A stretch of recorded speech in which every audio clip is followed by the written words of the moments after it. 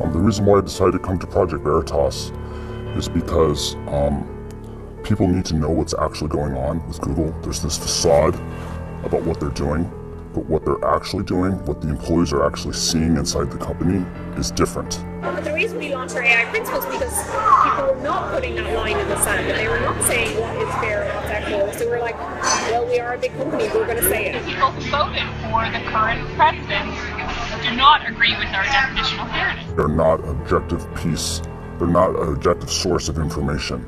But then there are teams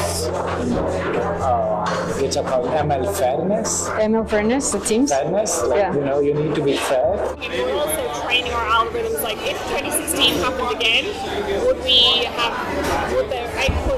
outcome be different? They are a highly biased political machine that is bent on never letting somebody like Donald Trump come to power again. 2020 is certainly on top of, now my old organization, Trust and Safety, is top of mind. They've been working on it since 2016 to make sure we're ready for 2020. This is a Goliath I'm but of David, trying to say that the emperor has no clothes. He got called in front of Congress multiple times. They can pressure us, but we're not changing. Being a small little ant, I can be crushed, and I'm aware of that. But this is something that is bigger than me. This is something that needs to be said to the American public. Elizabeth Warren is saying that we should break up Google. And like, I love her, but she's very misguided. Like, that will not make it better, it'll make it worse, because now all these smaller companies who don't have the same resources that we do will be charged with preventing the next Trump situation. It's like a small company cannot do. And it's like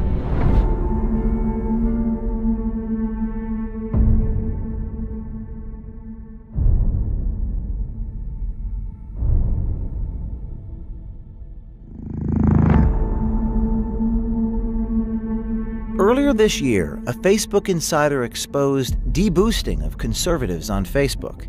That insider inspired someone at Pinterest to come to Project Veritas with his story. Last week, we released a report from the Pinterest insider Eric Cochran detailing censorship of pro-life and Christian content. The tech companies can't fight us all. Today, we bring you a Google insider, a brave man who came forward and brought us a story that will scare you. I think sunlight is the best disinfectant, and people need to start asking questions. A couple weeks before the Google insider came forward, Project Veritas secretly recorded with Jen Janai, a Google executive. Janai talks about making sure when people search for things through machine learning algorithms, Google's political agenda is always present. We all got screwed over in 2016. Again, it wasn't just us, it was like people got screwed over, the news media got screwed over, like everybody got screwed over. So now we're rapidly being like, what happened there? How do we prevent it from happening again? Right after Donald Trump won the election in 2016, the company did a complete 180 in what they thought was important. Before, they thought self-expression and giving everyone a voice was important. But now they're like, hey, there's a lot of hate, and because of there's a lot of hate, misogyny, and racism, that's the reason why Donald Trump got elected. And so we need to fix that. And we need to start policing our users because we don't like to have an outcome like that. We don't want to have an outcome like that to happen again. Yeah, let's talk a little about that. Tell me more about what you observed at these meetings right after Trump was elected. Who said it? What was said exactly?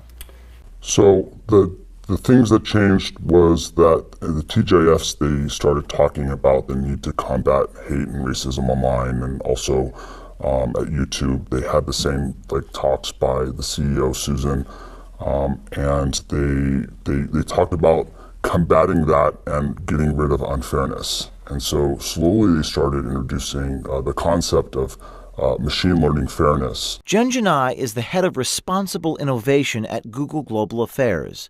She determines policy and ethics for machine learning, or artificial intelligence. What we've learned is that AI is increasingly what Google Search is all about. But the reason we launched our AI principles is because people were not putting that line in the sand, and they were not saying what is fair and what's equitable. So we're like, well, we are a big company, we're going to say it. Where my definition of fairness and bias specifically talks about historically marginalised communities, and that's who I care about. Communities who are in power and have traditionally been in power are not who I'm solving fairness for. Our definition of fairness is one of those things that we thought would be like obvious and everybody would agree to, and it wasn't. Like there are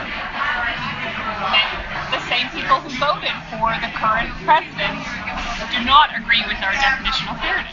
Fairness is a dog whistle. It does not mean what you think that it means, and you have to apply doublethink in order to understand what they're really saying. And what they're really saying about fairness is that they have to manipulate their search results so that it gives them their political agenda that they want. And so they have to rebias their algorithms so that they can get their agenda across. You know, to unpack everything that she's saying that she wants the algorithm to be fair to a hand-picked representative of that community, means that what she's trying to do is she's trying to sell you a product that is not objectionable. What she's trying to do is she's trying to sell a product that's not objective, that doesn't represent the will of its users, but instead represents the will of a group of people making decisions behind the shadows. So what did you find inside Google that was related to this idea of fairness? What I found at Google related to fairness was a machine learning algorithm called ML Fairness. ML standing for machine learning. And fairness meaning whatever it is that they want to define as fair. You could actually think of fairness as unfair because it's taking as input the clicks that people are making and then figuring out which signals are being generated from those clicks and which signals it wants to amplify and then also dampen.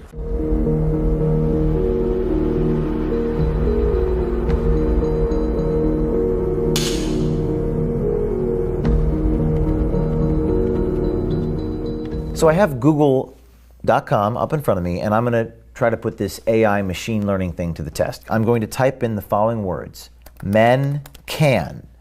And I see men can have babies, men can get pregnant, men can have periods, men can cook. Do most people search for that stuff, or what is the company doing internally? You know, people aren't searching for this. This is literally coming from source of truth databases that they've selected represent the truth and that they are pulling this information from.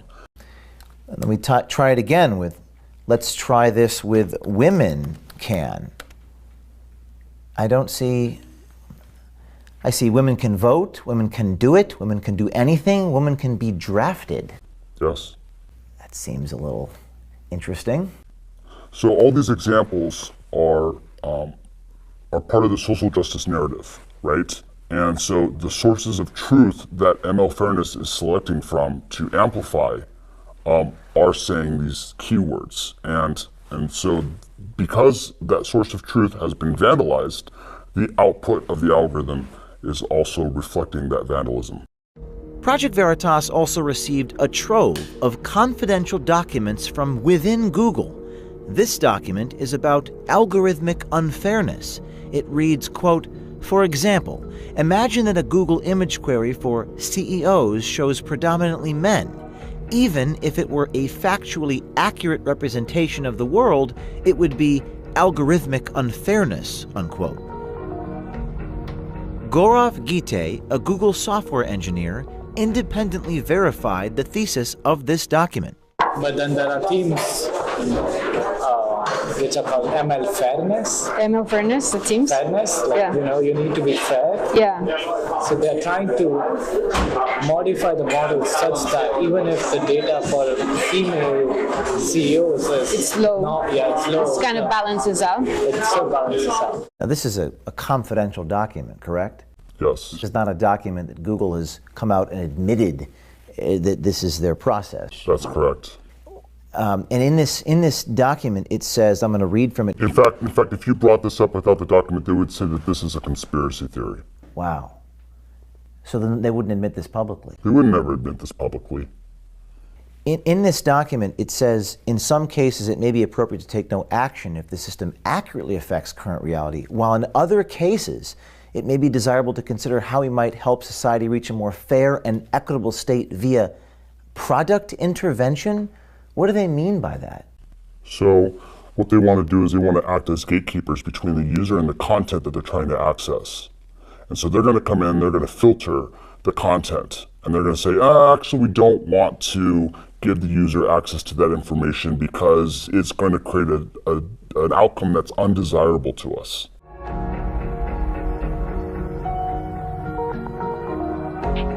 So this was an internal-only Google document which says the goal is to establish, quote, a single point of truth for definition of news across Google products, unquote. What does this mean? When they mean single point of truth, what they mean is alignment with the narrative. And so the narrative is manufactured by establishment players, and what they're looking to do is they're looking to boost authoritative content. Accusations on around the fairness is that we're unfair to conservatives because we are choosing what we define as credible news sources, and those news sources don't necessarily overlap with conservative sources, and so we're getting accusations of fair from one side. Does Google have an editorial agenda? Does the company make news decisions? Is that what I'm seeing in this document? Yes. This is describing what's happening with Google News. Would Google have a problem if people saw this document? Yeah, I think so. Why wouldn't Google want people to see this document? The reason why is because right here in some of these boxes, they're applying editorial, their editorial agenda onto the news sources. And if you were to expand that, you would see that there's machine learning fairness within these algorithmic checks. And they state right here that it's for crawlability and extractability, but in reality, it doesn't fall in line with their agenda. And if it does, it pops to the top, and if it doesn't, then it gets buried. Other internal documents expose Google's hopes for ML fairness. Training data are collected and classified. Algorithms are programmed. Media are filtered, ranked, aggregated, and generated. People, like us, are programmed. Sounds like social engineering, not search querying.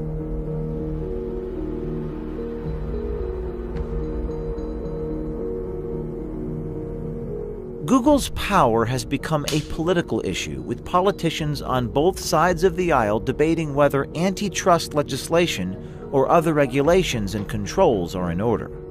We got called in front of Congress multiple times, and we've not shown up because we were like, we just know they're going to just attack us. Like, we're not going to change our response, we're not going to change our mind. There's no point in just sitting there being attacked for something that we know we're not going to change. Like, they can pressure us, but we're not changing. But we also have to be aware of what they're doing and what they're accusing us of. Like I said, like, they could just, like Elizabeth Warren, even I love her, but she's also saying, like, you just have to break up Google and that will solve everything. You have to what? Elizabeth Warren is saying that we should break up Google. And, like, I love her, but she's very misguided. Like, that will not make it better, it'll make it worse, because now all these smaller companies who don't have the same resources that we do will be charged with preventing the next Trump situation. It's like a small company cannot do. And it's like The White House won't play a role in making things more fair, so people are holding us accountable to fill in the gap of what should be done. Right now, there's a lot of chatter in Washington, D.C., antitrust discussions and legislation being mentioned about breaking up Google. How do your bosses or the people that you work with inside of Google feel about that? For the most part, they're ignoring it. To them, it's not even happening. They don't see it as a real threat because it's something that's already happened before and passed. She just said what Google's really thinking, and they won't say in public. But she just said, you know, what a lot of us see and know to be true. And you guys just got her, and she just said the truth. They're not an objective piece. They're not an objective source of information. They are a highly biased political machine that is bent on never letting somebody like Donald Trump come to power again. 2020 is certainly on top of now my old organisation, Trust and Safety, is top of mind. They've been working on it since 2016 to make sure we're ready for 2020. So training our algorithms, like if 2016 happened again, would their outcome be different? It's unclear what Janai is exactly referring to, but Google's political agenda is undeniable.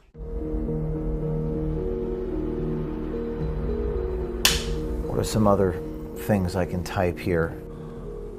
Hillary Clinton's emails are, it doesn't even give you a result.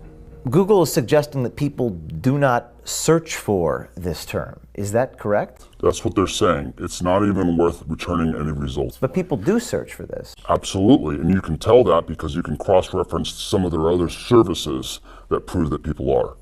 If you want to get an example, go to trends.google.com. Okay, I'll do that right now.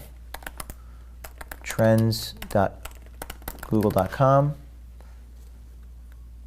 And shall I? Hillary Clinton's emails, yes.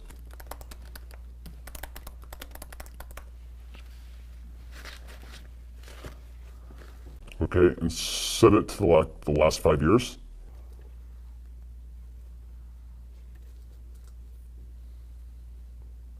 Seems like we had a spike in October of 2016. It says 100. I guess is that 100? It's all relative. So in order to get an idea of the relative importance of this, you're going to want to compare it against another search term. Let's type in Donald Trump's emails. Okay. Show me what I'm looking at here. So what we see right here is relative to the search term of Hillary Clinton's emails, Donald Trump's emails has no search traffic. No search traffic. Now let's go back to google.com and search for Donald Trump's emails, and it should show us no autocomplete because according to Google, no one searches for it compared to Hillary Clinton's emails. But it does. It gives us a whole bunch of different examples for autocomplete. So fewer people search for this and it autocompletes, and everyone searches for Hillary Clinton's email and it doesn't. That's right. What's the explanation? Well, according to them, Hillary Clinton's emails is a conspiracy theory and it's unfair to return results based on her emails. And so through their program of ML fairness, they've deleted the autocomplete off the internet like it didn't even exist. How did they do that? Was it manually? Was it a human being? Was it a machine? AI? Well, the way that it works is that they're training the AI now with a bunch of humans that you could consider them social justice warriors or whatever you want to label them, but they are feeding the information and training the AI so that it will return results like this. And when they aren't able to train it, there's actually someone that will go through and manually delete certain keyword terms or put it as a blacklist. There's a lot of people filing bugs internally against Google, against these invalid results, and they ignore them because they've got no interest in fixing things that go against their social justice narrative or reduce what they consider to be fair. Google is protected by Section 230 of the Communications Decency Act.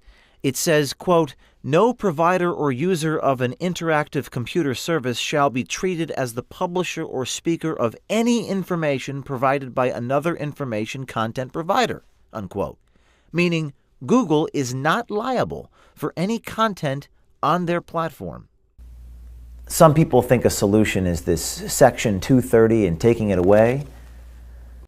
I mean, they've violated not only the letter of the law, but the spirit of the law. Section 230 says that in order for them to be a platform, they can't censor the content that they have. And instead, they've decided to act as a publisher, making them responsible for everything that they put on.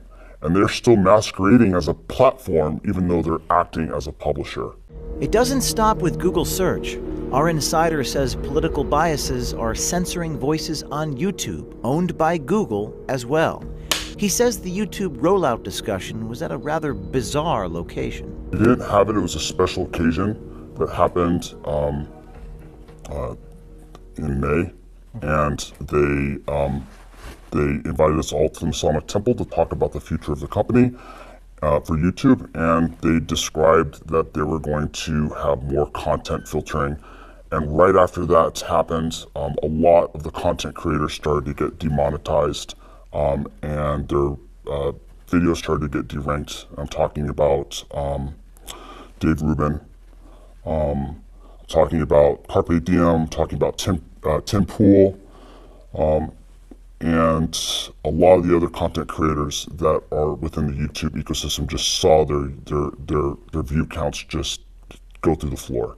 What did YouTube do to make their view counts go down? So Google is targeting what they consider to be right-wing news commentators. So that includes Tim Pool, Dave Rubin, Stephen Crowder, and a host of other right-wing people that they are coming in and they're deciding that they don't want these opinions to have a wide appeal. And so they're coming in and they're putting their thumb down and they're deciding which content the users are allowed to see. The way that Google is able to target people is that they take videos and then they do a transliteration through using artificial intelligence. And they look at the translated text of what those people are saying, and then they assign certain categories to them, like right-winger or news talk, and then they're able to take those and apply their algorithmic rebiasing unfairness algorithms to them so that their content is suppressed across the platform. Specifically, the insider verified that PragerU, the conservative educational YouTube channel, and talk show host Dave Rubin's videos received heightened analysis in the artificial intelligence program Viacom. Viacom polices YouTube distribution, singling Prager and Rubin out as right-wing and news talk. So they're applying narrative control. What's scary about this to you? What's scary is that Google's deciding what's important and what's not important. They are going through and they're effectively deleting conversations from the national narrative. It reminds me of a book called 1984, and that should have been a warning. 1984 should not be a user manual on how to run society. And Google's falling directly into that trap, where they're deciding what gets read, what gets consumed, what people are able to click on, what appears. It reminds me a lot of fascism. It's not just about burning books. When videos get pulled off of a platform, that's also a form of censorship. I've been living this for, years. And so, it's like, yeah, that's what it is. And for other people, it's shocking. But for me, it's like, this is why I'm coming forward. Because it is shocking. And people have no idea that it's happening. And they still think that Google is an objective source of information, and it's not. Are you afraid? I am afraid. I was more afraid, but I had a lot of difficulty with the concept of, my life ending because of this. But I imagine what the other world would look like, and it's not a place that I'd want to live in. What do you think is going to happen next for you? Hopefully I get away with it and nothing bad happens, but bad things can happen. I mean, this is a behemoth, this is a Goliath, I'm but a David, trying to say that the emperor has no clothes. And being a small little ant, I can be crushed, and I'm aware of that. But this is something that is bigger than me. This is something that needs to be said to the American public. This year, insiders approached Project Veritas and told their stories, exposing the giants in Silicon Valley. Thanks to the bravery and courage these insiders are showing, big tech is being held accountable. This is a watershed moment. It's not the New York Times or CBS News doing the work.